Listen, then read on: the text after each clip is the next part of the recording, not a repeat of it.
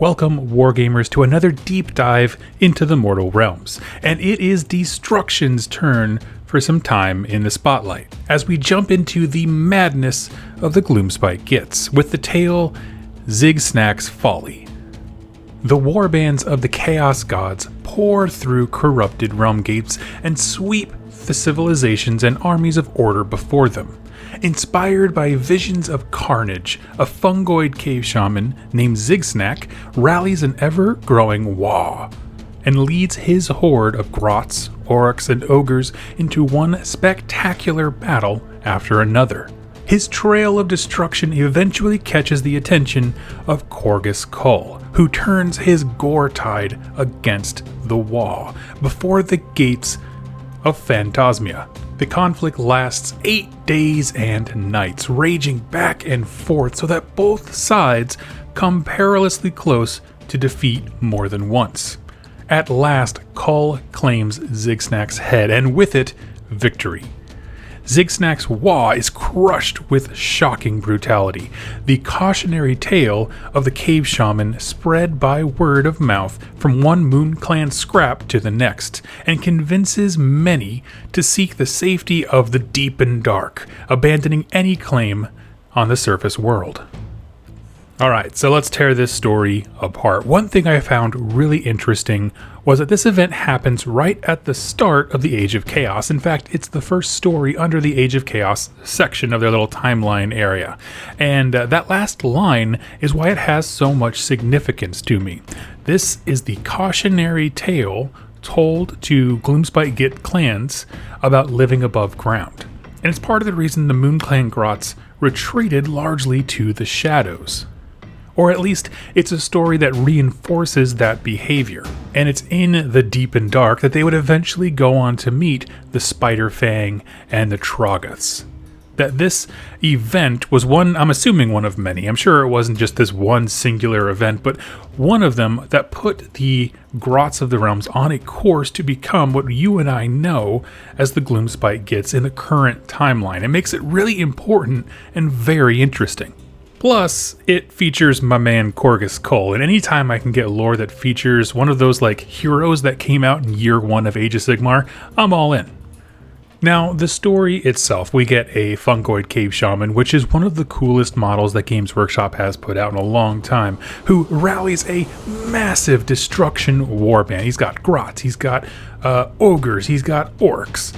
Which tells me a lot about this particular grot, right? The leader himself, Zigsnak, he has to be really conniving and be able to work around the brutish nature of his larger allies. He has to be smart, knowing how to direct and wield his followers like a weapon. He has to be able to, without raw strength, assert authority and dominance over orcs and ogres, which is no small feat. And with that being done, he just starts winning. The story describes a huge trail of destruction left behind by his warband. And so the story begins with this guy being an absolute winner for Grand Alliance destruction. However, there is a downside to fame, or I suppose infamy works equally well. Attention from the wrong people is all it takes to turn everything upside down. And he catches the attention of one Khorgus Khul, mighty lord of Khorne, who is the leader of the Gore Tide, a warlord without equal, and he's just looking for a fight, right? He's always on the hunt to achieve demonhood, to crush foes, to conquer new enemies. Now, how he heard about this cave shaman, I frankly have no idea. Maybe they stumbled upon the remnants of like the Waaagh, Warpath, and like they would like desecrate things with like orky symbols and that kind of stuff. I'm assuming it's like that. However, I don't know if the Destruction Army was in Khul's specific home region in Akshi, but however he heard about Zigsnak, he could not let a contest like that go unanswered. Meaning, if someone's going to act like they're big and bad and they have the best warband, I have to conquer them to prove to Khorne that I'm the biggest and the best, and I deserve your attention. And that's the thing, we don't actually know where this battle takes place. It could take place in Akshi. Certainly seeing Khul as the enemy makes me think so, because he has literally a whole continent carved out for himself, basically. But Khul has also traveled around. He was, even in just the Realmgate Wars, we saw him going from place to place, and so it's not set in stone.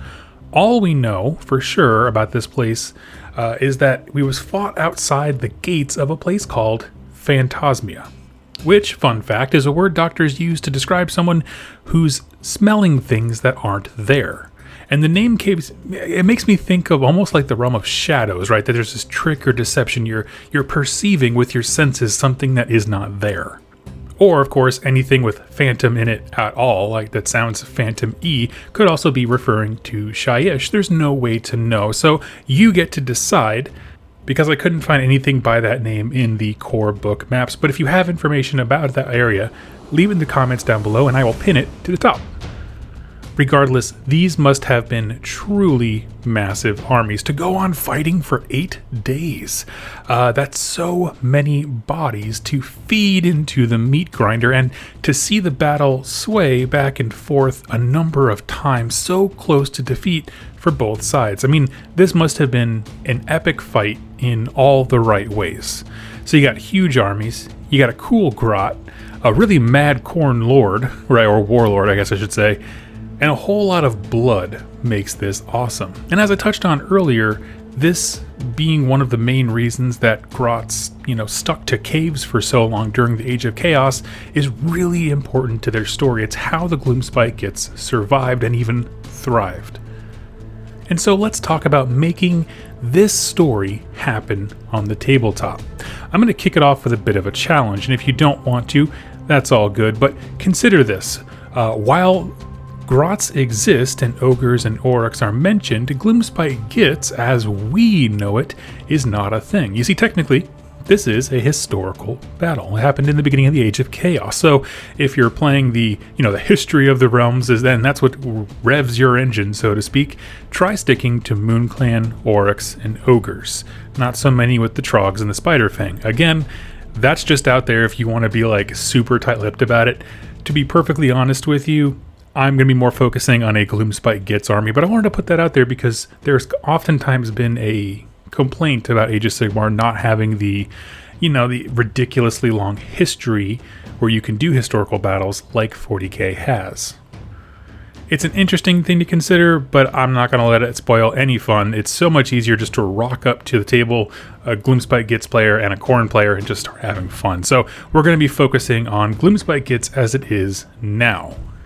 Since the army is so diverse, I mean, the things that they mention are from all aspects of destruction, the Grand Alliance. You can really do whatever you want. We know it had to be huge, we know it had to be diverse, and since there's so many units involved to make the fight last for 8 days, you can just take whatever you want. A Maw tribes or Auroch war clan army with a Cave Shaman allied in makes just as much sense as a full Gloomspite Gitz army. So choose whatever you like, and maybe even make your own Zigsnaks with the Anvil of Apotheosis if you don't feel like he has enough to offer, but you will find out I think he offers quite a bit. So it's pretty wide and open on the Gitz player side, but what about the Khorne force? What would an army be to replicate what we see here? Well, since this is a quote-unquote historic battle, it could also be argued that Khorgus Khul wouldn't be as he is now. He maybe hasn't earned the axe or fleshhound yet. We don't know when he got those specifically, though he has had pretty early interactions during the Age of Myth with Khorne giving him gifts, so that's kind of something to think about. Honestly, again, I don't care. You do you. Be awesome. If you are really dead set on historical things, go make a Khorgus Khul turned down a little bit with the Anvil of Apotheosis. The Blades of Khorne is quite honestly one of my favorite battle tomes Games Workshop has ever made. It's right on there with Nurgle, even though I don't play Khorne. It's actually between Khorne and Nurgle when it came to my big project, and of course I went with Nurgle, which is why I have the Pirate Nurgle now. But one thing that this book excels at is allowing you as a player to craft any story you want, right? Easily and efficiently with flavorful battalions, tons of unit choices, cool heroes, and so on. I really do like this book quite a bit. So from that start, we're going to play a Gore-Tide army, which is kind of like a sub-faction for them, and take Khorgus Khul. And he does have his own war scroll. He does have an official one. It's not super different from the normal Mighty Lord of Khorne. And for me, I'd likely stick to more of the mortal side when it comes to army building.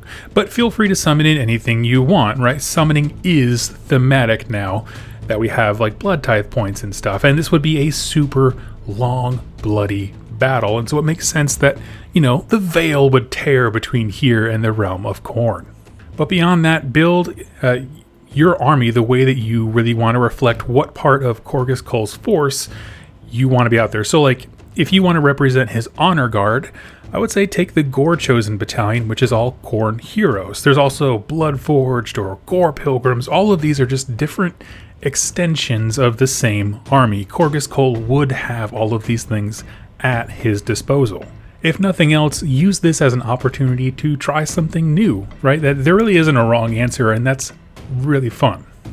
But things get a little more interesting when we talk about battle plans, because that's where it evolves from a flavorful game of Gloomspite Gitz and Khorne into real storytelling. Now, when I do these videos, I start by scouring any and all existing battle plans I can find. I just like when it's in print for both parties to be able to see and reference and all that kind of stuff. And as much as I like the open war generator, the objectives for those are a little bit narrow, I'll say. Like there's not a lot of wide variety of like things you're trying to achieve, but some of the printed battle plans have very, very thematic ones.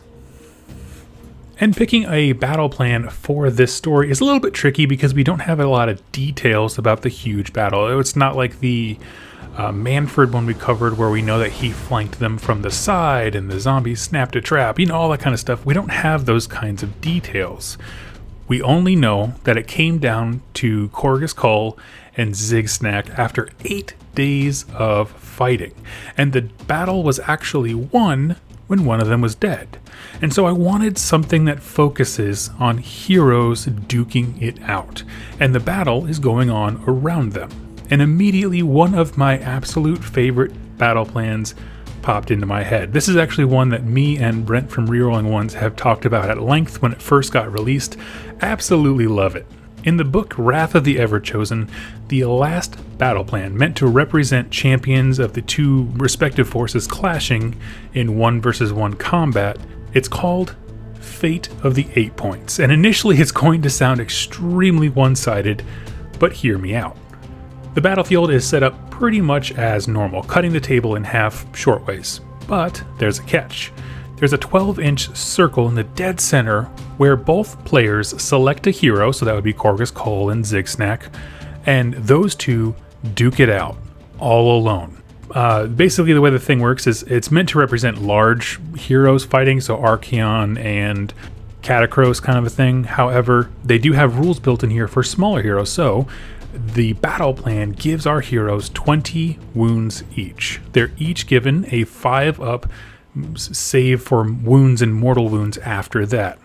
And the winner of that fight, the two heroes locked in combat, wins the entire battle. Now you might be thinking, what about everyone else? So you have these whole armies, and yeah, they have to go around that center bubble, but what about them? Well, for everyone else, they fight as normal, counting how many wounds of enemy models you destroy in a given turn. Whichever side kills more, their hero heals D3 wounds. So everything around the battle is just focused on this one singular fight. And on the surface, it might seem strange to, putting a Khorne god of war and a grot wizard into the WWE ring together might seem very one-sided, but remember a few things. The Cave Shaman has a natural 4-up save against wounds and mortal wounds. Because he exists, his army gets an extra command point every turn. There's no insta-kill on the Khorne axe, as the mission clarifies. It just does more mortal wounds. And also the shaman can drop mortal wounds onto Khorgus through spells, and no one else can interact with this fight. So the Khorne army, for example, can't use prayers to damage Zigsnaks or anything like that, or vice versa. So between the two of them, he's actually better protected than Khorgus Khul is, and they have the same number of wounds. I'm not saying the Gloomspite Gitz isn't starting with a weak hero. Absolutely, he's a wizard. He is what he is. Just that the scenario goes a long way to make this way more interesting than it would first seem. And you can give the shaman whatever you think would help. He's not a named character, right? Give him the best spells, artifacts, whatever you think would help him survive. And of course, Khorgus Khul is just who he is. And I love this battle plan for this story. It encourages the teeming masses to fight and to be brutal, right? I mean, you want to pull out all the stops to make sure that your hero is the one getting healed. You always want to be killing more than your opponent, but it never leaves the focus of the main event, which is the heroes involved, right? The story is called Zigsnak's Folly. It involves Khorgus Khul, a huge personality and presence in the mortal realms. Focusing on these two champions clashing should be exactly what a battle plan is about.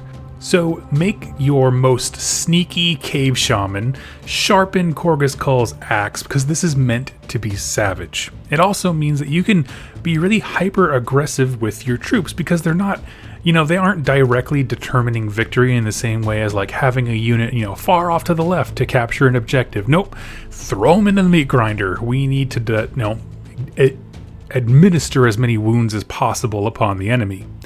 Take goofy things, do weird stuff with your models in terms of like how you deploy, or maybe like how aggressive you are. I can easily see the fight going on in the middle, right, where the Khorne player goes to charge on the sides and gets clogged up by fanatics who you can dish out an obscene amount of damage to, by the way, or netters hurting the Khorne army's ability to do damage, therefore helping Zigsnak. Again, all these things, you have to think about them all together. It's epic. I love it. Now, a few little quick notes I want to tag on here at the end. I'm not sure that I would use the Skull Altar or the Loon Shrine in this, but that's just me. And the only reason I say that is not because I don't want you to take your models. You absolutely should. But we already have this big 12-inch circle bored out of the center of the board where most troops can't go. It's literally just those two heroes in that circle. And the range of the Skull Altar and the literal footprint of the Loon Shrine are massive, because remember, we're also going to have non-player terrain somewhere, and so all these things combined makes it's probably going to be a very crowded board space. It's up to you and your opponent. To me, this is a mission for some good old-fashioned skull reaping and grot zaniness, and at the end of the day, isn't that the real moral of the story? I think it is, friends, and I love the fact that they put this battle where the grots lose, but like in the most epic way, to the most epic champion in their story, as like, haha, this is a great example of grots being grots, and it ultimately led to them being scared to go above ground. I think it's awesome. So friends, tell me, what are your thoughts? Okay, this battle plan that I have picked out, the Fate of the 8 points, I'm crazy about it. I love all the missions that came in the Wrath of the Everchosen, and this is one where I look at it and I'm like, okay, this is clearly in the story, within the context of the story, Catacross versus Archaon. However, they wrote it in such a way that literally any army can use it. So unlike the faction-specific battle plans in some of the battle tomes where they require you to do certain things with certain armies, this is one where, like, yeah, it was intended to tell a specific story, but they left it purposefully wide open enough for any two people and any two armies to walk up and play this exact same thing and have it be freaking awesome. And I want to hear your thoughts about it. Let me know in the description down below, as well as if there's a little lore blurb from your battle tome that you'd like me to check out. I will absolutely do that. Thank you all so much for watching and listening, and look forward to catching you in my next Age of Sigmar lore video. Happy wargaming. Hey everybody, I hope you enjoyed that video. It was made possible by the folks over here to the left. These are my top supporters over here on YouTube and on Patreon that keep this channel going. If you'd like to learn more about how to become a supporter and get some cool things in the process, like exclusive pictures and interactions with me, and get your questions answered here on the channel, go ahead and click any of the links down below or the join button on the community page over on YouTube. Regardless of your choice, I wanted to thank you so much for joining me with this video, and I look forward to seeing you in my next one. Happy wargaming.